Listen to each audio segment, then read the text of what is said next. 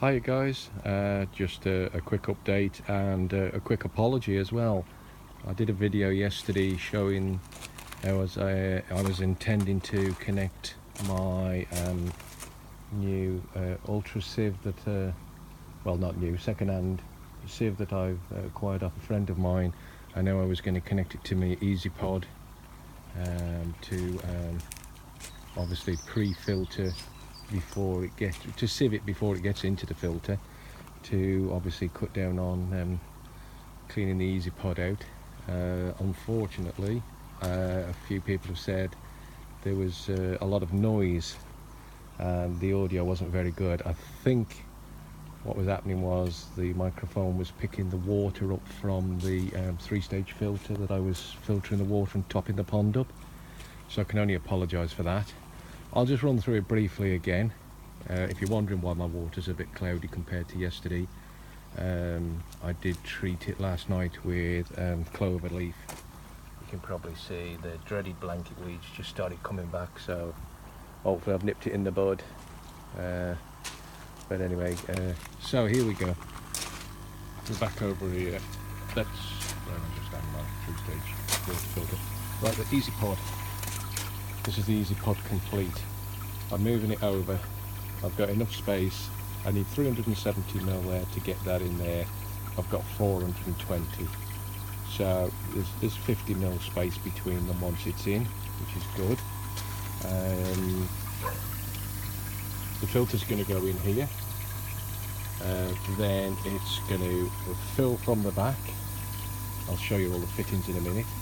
It'll come up over the rear, down the sieve mesh, which I'll show you again in a minute, out through the bottom, up, return back into the eazypod gravity fed wise. It'll be higher than this, so it won't start. It'll come over the top, gush in, cycle around in the eazypod, and hopefully cut down on cleaning in there. And believe it or not, I've only done that 2 days ago, and it's nearly ready. I'm doing it approximately every 3 days, so I'm hoping I can cut that down. It's not a problem. It's dead easy to do, but I want to try and reduce the amount of times I flush this out, so that the good bacteria builds up obviously in the media there and helps with all the nitrates and nitrites and whatever. So that's where it's going anyway. That's going to be moved over. Just a little thing that I have been informed since I went and bought everything and upgraded it. I'm running on 1.5-inch pipe, as you can see, corrugated pipe. Now the guy who's pretty up on his stuff at the it's not your ordinary garden fish shop. They build ponds. That's what they did before they opened their shop as well. And he's told me if I'd have took this off here completely, I could have put a rubber boot on here, reduced it to 2-inch, and I could have run 2-inch 50ml down and onto my pumps. My pumps do 50ml, and so does my bottom drain. This doesn't count because this is only 1.5 inches, but this is only when you're emptying it. This is the waste that comes out.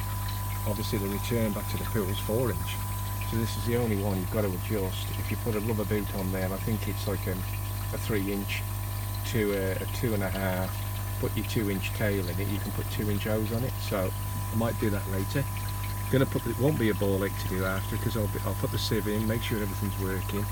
If I like it, if it's running great, then I might consider. If it's running perfect, I might not bother.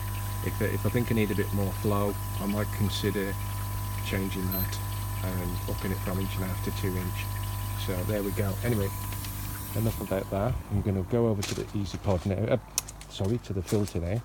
I'll take the mesh that goes in it. This is it's one directional. As you can see, it's curved. If you put it in the wrong way up, the water runs straight down it. If you put it the right way up, the water goes through it and leaves all the mess there.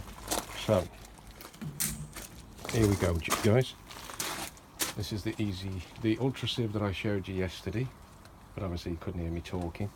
Now what I've done, I've blocked the one end off because the guy had his skimmer running off that end, and he had his inlet coming off there. Now I've just mocked all this up yesterday, put everything on and filled it with water last night just to make sure nothing leaked, because obviously they're all new joints. That water then comes in through the bottom, up, over the top of the floating weir. The reason the weir is so high at the moment is I haven't put anything in there. I haven't put any water in this to make it lower, and that's got more water in than it should have. It should be a lot lower, and then this would be a lot lower as well. But I've filled it all the way up because yesterday I did fill all this up. I put all the things on. A couple of the fittings my friend gave me with the sieve.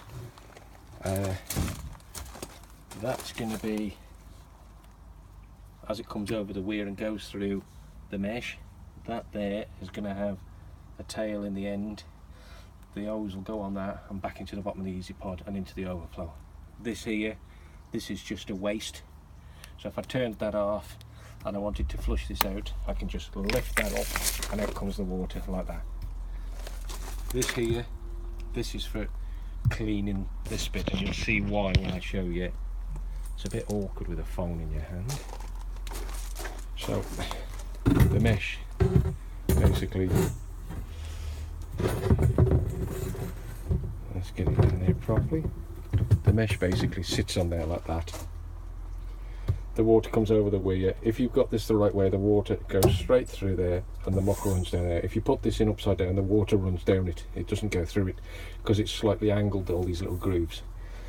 There wouldn't normally be water in the bottom there, but like I said, I filled it higher because I want to see if any of these leak.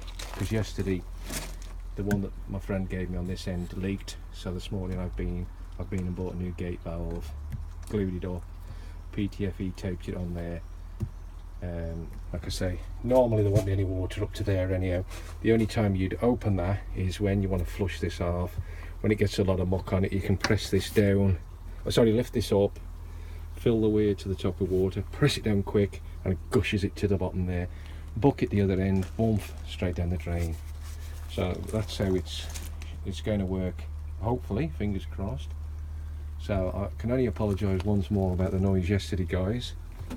I hope that's clear now. Like I say, you can see there's far too much water in there. Normally it wouldn't be that high, but I flooded it to the top, left everything shut just to check for leaks.